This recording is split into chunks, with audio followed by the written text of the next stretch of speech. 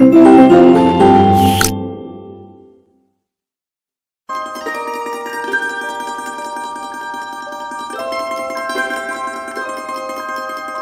Dear students, welcome in this video. So बच्चों, आज हम आपका एक न्यू चैप्टर स्टार्ट करने जा रहे हैं which is chapter number 15 and the name of the chapter is data handling. So let's start our chapter.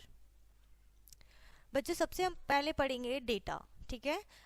On our day to day life we might have come across information such as, ठीक है, यानी कि हम अपनी day to day life में कुछ information हमारे सामने आती है, just like runs made by a batsman in the last 10 test matches, यानी कि लास्ट 10 मैचेस में एक क्रिकेटर ने कितने रन्स बनाए हैं। Second is number of wickets taken by a bowler the last 10 overs, ठीक है, यानी कि एक बॉलर ने कितने विकेट्स लिए हैं। Marks scored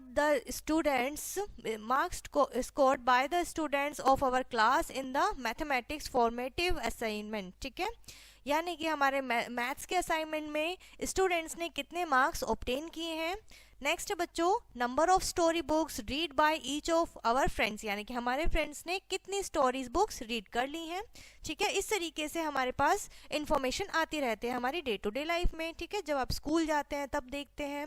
so the information collected in all such cases is called data. तो इस तरीके की जब इंफॉर्मेशन बच्चों कलेक्ट हो जाती है तो वो हमारा डेटा कहलाता है। Data is usually collected in the context of a situation that we want to study, ठीक है, ये कॉन्टेक्स्ट में होता है जो हमें स्टडी करनी पड़ती है। For example, a teacher may like to know the average height of the students in her class, यानी कि कोई एक टीचर है वो चाहती है कि उन्हें पता हो अपनी क्लास के सभी स्टूडेंट्स की हाइट, ठीक है, कि किसकी हाइट कितनी है। To find this she will write the height of all the students in her classes, यानी कि उन्होंने क्या किया है, अपनी क्लास के सभी स्टूडेंट्स की, गर्ल्स एंड बॉयज़ की सभी की हाइट नोट कर ली है। Organise the data in a symmetric manner and then interpret it accordingly, फिर उन्होंने क्या किया, सिमेट्रिकली उसको अरेंज किया है, ठीक है। Consider the marks obtain in mathematics bye 20 students of a class out of 100, यानी कि एक टेस्ट पेपर हुआ है बच्चों 100 मार्क्स का, जिसमें से 20 स्टूडेंट्स के ये मार्क्स दिए गिवन है आपको यहाँ पर, ठीक है। सो आपको बताना है कितने में से मिला है, 100 में से मिला है। So the above information receive from each students, ये सारी इंफॉर्मेशन क्या है, अलग अलग बच्चों की इन्फॉर्मेशन है कि किसने कितने मार्क्स ऑब्टेन किए हैं। The marks obtain by the each student is called an observation, तो ये क्या कहलाएगा बच्चों, ऑब्जर्वेशन कहलाती है। Such observation gathered initially is called raw data, ठीक है, जो इस तरीके की ऑब्जर्वेशन जो हमें मिलती है बच्चों वो हमारा क्या कहलाता है, रॉ डेटा, ठीक है। Each item is in a data is called an observation, हर एक चीज जो हमारे डेटा में होती है बच्चों वो हमारी ऑब्जर्वेशन कहलाती है। The difference between the highest and the lowest value, यानी कि जो डिफरेंस होगा सबसे बड़े और छोटे वैल्यू में वो हमारी ऑब्जर्वेशन होगी, कॉल्ड, जिसे हम रेंज ऑफ द डेटा कहेंगे, ठीक है। रेंज किस तरीके से निकालते हैं, जब हम हाईएस्ट में से लोएस्ट को सब्ट्रैक्ट कर देते हैं, क्लियर है। A glance at the above data shows the highest marks obtained are 88, तो इस तरीके की जो अभी हमें गिवन नीचे इन्फॉर्मेशन थी उसमें हमें पता चला बच्चों जो 88 है वो हमारा हाईएस्ट मार्क्स ऑब्टेन किया गया था किसी भी स्टूडेंट्स के द्वारा, whereas the lowest mark is 28, और सबसे कम मार्क्स जो बच्चों के आए थे वो कितने थे, 28 थे। So the range of the above data is 88 minus 28 is equals to 60 marks, ठीक है, ये बच्चों आपकी रेंज रहेगी डेटा की। नेक्स्ट आपके पास आता है topic frequency, height in centimetre of 30 girls, ठीक है, यानी कि आपको 30 गर्ल्स की हाइट निकालनी है सेंटीमीटर में in a class of a given below, ठीक है। इस तरीके से आपको यहाँ पर क्लास की गर्ल्स की हाइट दी हुई है। Generally we are interested in knowing which observation occur how often, यानी कि हमको क्या चाहिए बच्चों की कौन सी फ्रीक्वेंसी सबसे ज़्यादा बार आई है, कौन सी ऑब्जर्वेशन बहुत बार रिपीट हुई है। It is quite possible that in many situation, बहुत सारी कंडीशन ऐसी होंगी जब ये ऐसे हो सकता है बच्चों, ठीक है, कि सेम हाइट हो सकती है। टू और more observation occur more than once, ठीक है, यानी कि एक से ज़्यादा बार वो कोई भी सिचुएशन आई हो। ठीक है। The number of times of a particular observation एक्वर is called frequency. जब कोई भी नंबर होता है बच्चों, पर्टिकुलर नंबर होता है, वो बार बार रिपीट होता है तो वो हमारी फ्रीक्वेंसी कहलाता है, ठीक है। Having known the height of 140 centimetre across 4 times, यानी कि 140 सेंटीमीटर क्या है बच्चों, 4 टाइम्स आई है। We say that frequency of 140 is 4, ठीक है। So similarly the frequency of 148 is 6, और 148 की फ्रीक्वेंसी क्या है 6, यानी कि वो 6 टाइम्स रिपीट हुआ है। If we do this for all the observation, अगर हम ये ऑब्जर्वेशन हर एक नंबर के लिए करें, हर एक नंबर ऑफ हाइट के लिए करें, so the end rearrange the data in table, ठीक है। फिर हमें क्या करना है, रीअरेंज करना है starting from the lowest to the highest. हमें सबसे छोटे से स्टार्ट करना है और हाईएस्ट तक जाना है ऑब्जर्वेशन में। We will obtain the frequency distribution of the highest heights of the 30 girls. तो हमें 30 गर्ल्स की बच्चों क्या मिलेगी, फ्रीक्वेंसी डिस्ट्रीब्यूशन हम कर देंगे, ठीक है। A table in which such a distribution frequency is given is called the frequency distribution or simply frequency table. तो वो फ्रीक्वेंसी टेबल कहलाएगी, ठीक है। We use vertical lines called tally marks. हम वर्टिकल लाइन इस तरह की लाइन को यूज करते हैं, ठीक है, जो हमारे टेली मार्क कहे जाते हैं बच्चों। Which help us to find the frequency, जो हमें फ्रीक्वेंसीज फाइंड करने में हेल्प करते हैं। And we use a tally mark 1 for each frequency, और ये जो 1 वर्टिकल लाइन होते हैं इसे हम फॉर ईच यानी कि हर एक के लिए यूज करते हैं। टेली मार्क आज आर रिकॉर्डेड, ठीक है। टेली मार्क को हम इस तरीके से रिकॉर्ड कर सकते हैं इन ग्रुपिंग ऑफ 5, ठीक है, 5 के ग्रुप में। The fifth tally mark is drawn by crossing the first 4 diagonally, ठीक है। फर्स्ट जो 4 रहेंगे उनको डायगनली वो क्रॉस करेगा। वी दस obtain the following frequency distribution table of the height of 30 girls table 15.5, यानी कि जो गिवन टेबल है बच्चों ये आपकी फ्रीक्वेंसी टेबल होगी हाइट की ऑफ 30 गर्ल्स, ठीक है। सो यहाँ पे आपको दो बच्चों इस तरीके से टेबल बनाने हैं। हाइट रहेगी सेंटीमीटर में, टेली मार्क रहेंगे, ठीक है, और वो फ्रीक्वेंसी कितने बार आई है वो आपको बताना है, ठीक है। जैसे कि हमारा 38 कितनी बार आया है, 2 टाइम्स, तो हमने 2 वर्टिकल लाइन बना दी। 139 1 टाइम, तो 1 vertical line. 140 4 times, then 4 vertical line. इस तरीके से आप क्या करेंगे, इनको कंप्लीट करेंगे और फिर आप यहाँ इनका टोटल कर देंगे। Not that the column of tally mark is not necessary, ठीक है, यानी कि आपको ध्यान रखना है कि टेली मार्क जरूरी नहीं है आप हमेशा हर अपने टेबल को डेटा को टेली मार्क से ही ऑर्गेनाइज करें, but it is convenient way to determine the frequency of each score. But ये बहुत ज्यादा कन्वीनियंट होता है, ठीक है, आसान होता है अपने डेटा को स्कोर को डिटरमाइन करने के लिए। The number of all the frequencies is equals to the total number of observation। तो वो क्या होगा बच्चों, टोटल नंबर होगा ऑब्जर्वेशन का। नेक्स्ट हमारा टॉपिक रहेगा बच्चों ग्रुपिंग ऑफ डेटा, ठीक है। डेटा की हम किस तरीके से ग्रुपिंग करेंगे यहाँ पर हम पढ़ेंगे। So let's read it. We have learn how to organise data in form of a table, यानी कि हमको पता है कि हमें किस तरीके से ऑर्गेनाइज करना होता है डेटा को टेबल की फॉर्म में, ठीक है। टर्म्स ऑफ फ्रीक्वेंसीज, हमें फ्रीक्वेंसी की टर्म्स देखने होते हैं। Such a table is called an ungroup, तो वो क्या होता है, अनग्रुप फ्रीक्वेंसी डिस्ट्रीब्यूशन होता है टेबल ऑफ रॉ डेटा, ठीक है, जो हमारे पास रॉ डेटा होता है, जस्ट इंफॉर्मेशन होती है। So if the number of different observation is quite large, अगर आपकी जो ऑब्जर्वेशन है बच्चों अगर वो बहुत ज्यादा बड़ी होगी, it is desirable to condense the given data into several groups and obtain a frequency distribution of the number of observation। यानी कि अगर आपसे कह दिया जाए कि आपको जो अभी हमने हाइट वाला क्वेश्चन किया था, अगर आपसे कह दिया जाए कि 1 से लेके 50 आपके पास 50 स्टूडेंट्स है टोटल, तो आपको 50 गर्ल्स यानी कि 50 स्टूडेंट्स की हाइट बतानी है। देन उस कंडीशन में आप ऐसे तो नहीं कर सकते ना कि 1 स्टूडेंट्स की हाइट इतनी है, 2 स्टूडेंट्स की हाइट इतनी है। सो इस तरीके से हमारे पास डेटा बहुत लार्ज हो जाएगा, ठीक है। Observation following in each group, तो हम क्या करते हैं, ग्रुप बना देते हैं।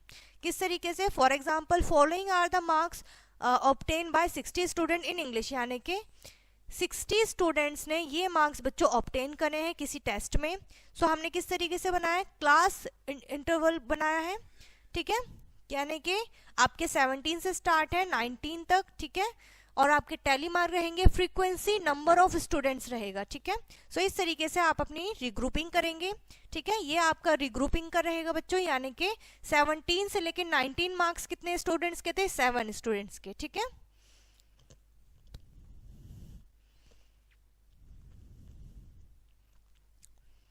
So when the data is written in the form, the data is said to be grouped. तो इस तरीके से लिखने पर बच्चा वो आपका बन जाता है ग्रुप में data, and distributive obtain is called the grouped frequency distribution. तो ये क्या कहलाएगा? ग्रुप्ड फ्रीक्वेंसी डिस्ट्रीब्यूशन कहलाएगा. In the above table we have condensed the given 60 observation. हमने 60 ऑब्जर्वेशन को देखा है, ठीक है. सिंस टू 10 ग्रुप्स, 10 ग्रुप्स में ये हमारे टोटल कितने ग्रुप्स हैं? 10 ग्रुप्स हैं, ठीक है. Each of these groups are called class interval. तो ये हमारे क्या कहलाएंगे? क्लास इंटरवल कहलाएंगे. और ब्रीफली अ क्लास, ठीक है, यानी कि एक क्लास में. क्लियर है? चलिए आगे बढ़ेंगे बच्चों. इसी तरीके से आपकी क्या रहेगी? 17 से लेकर 20 तक, फिर 20 से 23, ठीक है. इस तरीके के आपके क्वेश्चन रहेंगे बच्चों. नेक्स्ट आते हैं बच्चों. अब हमारा टॉपिक रहेगा inclusive and exclusive frequency distribution. अब हमने फ्रीक्वेंसी डिस्ट्रीब्यूशन तो पढ़ लिया, अब हम पढ़ेंगे inclusive and exclusive frequency distribution. So the frequency distribution of the form 17, 19 and 23 and 25 in which the upper limit of one class does not coincide with the lower limit. यानी कि जो upper limit होगी वो lower limit से क्या नहीं होगी? coincide नहीं होगी.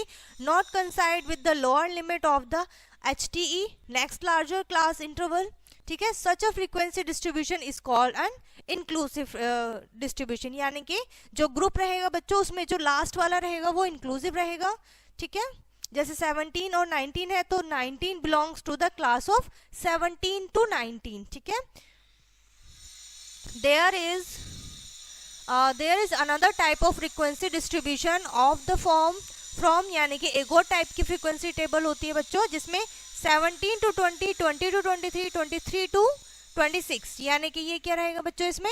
in which the upper limit of the class interval is the same as the lower limit. यानी कि जो upper limit रहेगी वो lower limit के equal रहेगी. यानी कि जो पहले वाले की upper रहेगी वो next वाले की lower रहेगी, starting वाली रहेगी. of the next larger class interval is called the exclusive distribution. तो ये क्या रहेगा?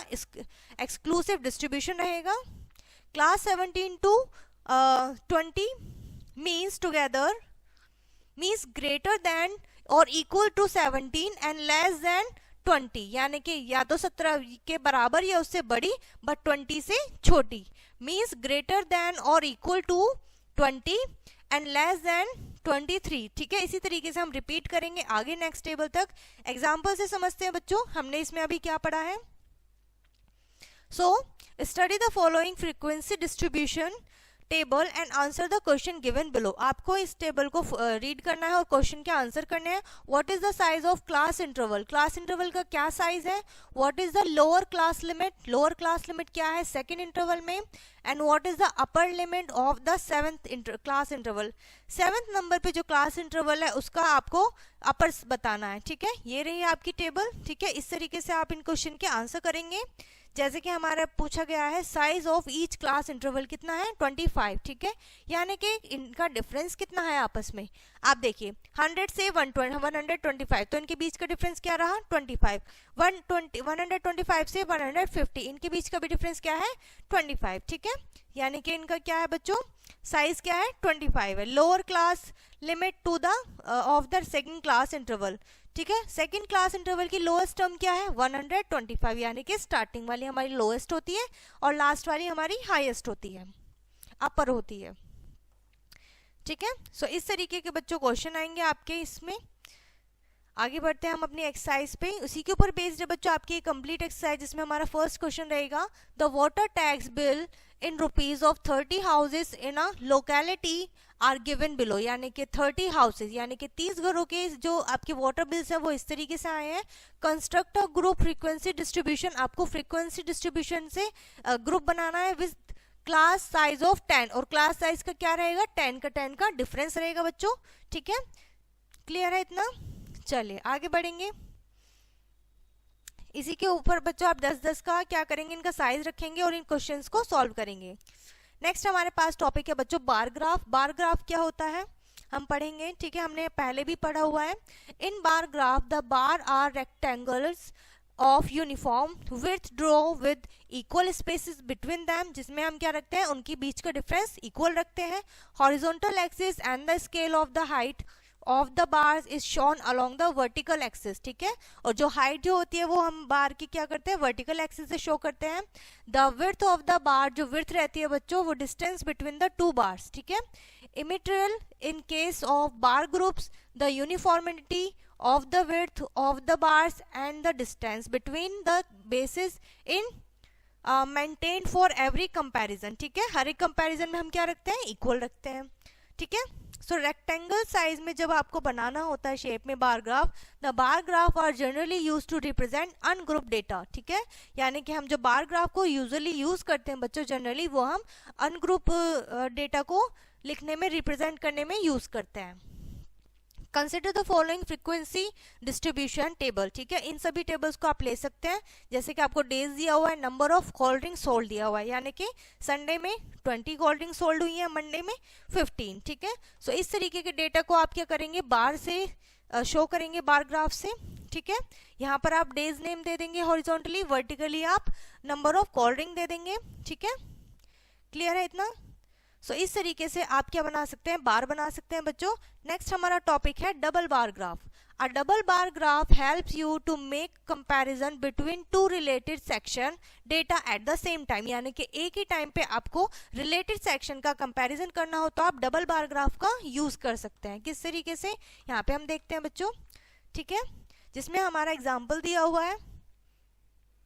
The bar graph below is showing the comparison of bar mark obtained by a student in two academic session, ठीक है, यानी कि academic टेस्ट हुए थे, सेशन हुआ था, उसमें किस तरीके से दो टेस्ट में मार्क्स मिले हैं। What is the information given by the double bar graph, क्या इन्फॉर्मेशन दी जाती है हमारे बार ग्राफ से, ठीक है। In which subject has the performance improved the most, किस सब्जेक्ट में आपकी परफॉर्मेंस बहुत ज्यादा इंप्रूव हुई है, तो आप क्या करते, दोनों आप बता सकते हैं। हिंदी में हमारा क्या है, दोनों ही इक्वल हैं, पैरेलल है और हाईएस्ट है, ठीक है, यानी कि हमारा 70 अपर जा रहा है। सो इस तरीके से आपका डबल बार ग्राफ रहेगा एक ही टाइम पे 2017 टू 18, 2018 टू 90, ठीक है। सो जो व्हाइट वाला है वो आपका 17 टू 18 का बार ग्राफ है, और जो आपका ग्रे वाला है बच्चों वो आपका 18 टू 19 का बार ग्राफ है, ठीक है। इस तरीके से आप इन क्वेश्चन के आंसर देंगे। नेक्स्ट टॉपिक हमारा रहेगा बच्चों हिस्टोग्राम, ठीक है। Histogram is a graphical representation, ये भी एक बच्चों ग्राफिकल रिप्रेजेंटेशन होती है फ्रीक्वेंसी डिस्ट्रीब्यूशन की इन form of rectangles with class intervals, ठीक है, क्लास इंटरवल के साथ होता है, ठीक है, जैसे कि अभी तक हमने किया है, बस उसमें क्या डिफरेंस रहेगा, क्लास इंटरवल्स रहेंगे, ठीक है। Higher proportional to corresponding frequency such that there is no gap between any two successive rectangles, यानी कि जो उनके दो सक्सेसिव रेक्टेंगल रहेंगे बच्चों उनके बीच में कोई भी गैप नहीं रहता है ज्यादातर, ठीक है। ये आपके कुछ स्टेप्स गिवन है, ठीक है, ये आपकी टेबल है, आपका इस तरीके से आपको बनाना है, ठीक है। सक्सेसिव आपके बीच में क्या रहेगा, रेक्टेंगल्स के बीच में बिल्कुल भी डिफरेंस नहीं रहेगा बार्स के बीच में, ठीक है। सो इस तरीके के बच्चों क्वेश्चन आते हैं आपके। सो आपकी एक्सरसाइज स्टार्ट हो जाती है नेक्स्ट, जिसमें हमारा फर्स्ट क्वेश्चन रहेगा बच्चों, the number of spellings plant by farmer in 5 consecutive weeks are given below, यानी कि first week, second week, third week, ठीक है, वीक्स दिए हुए हैं और स्पेलिंग्स दिए हुए हैं, सैपलिंग्स सॉरी, ठीक है। Construct a bar graph representing the above information, इस इन्फॉर्मेशन को दिखाने के लिए आपको एक बार ग्राफ बनाना है, सिंपल है, एक इजी सा बार ग्राफ बना देंगे आप, ठीक है, vertical and horizontal line draw करके, फिर आप उसको टैग दे देंगे, टाइटल। नेक्स्ट आपका है बच्चों बार ग्राफ अगेन, ओके। इसमें आएगा बच्चों आपका अ पाई चार्ट, ठीक है। Pie chart is a circular diagram, बच्चों जो पाई होता है वो हमारा सर्कल शेप में होता है, इन विच द कंपोनेंट्स या फिर ऑब्जर्वेशन आप कह सकते हैं are represent by the non intersecting sector, ठीक है, यानी कि इसमें क्या होगा, आपस में इंटरसेक्ट नहीं होंगे सर्कल में। The size of each sector is proportion to the magnitude, ठीक है, ये हमारी जो गिवन इंफॉर्मेशन होगी, डाटा होगा, उसका क्या होगा, प्रोपोर्शन होगा उसमें सर्कल में, ठीक है। of the components it represent and the whole circle depict the sum of the value of the components, so each sector shows a fraction of the total, तो हर एक फ्रैक्शन क्या दिखाएगा बच्चों, टोटल का फ्रैक्शन दिखाएगा, ठीक है। सो पाई चार्ट यहाँ पर आप देख सकते हैं बच्चों।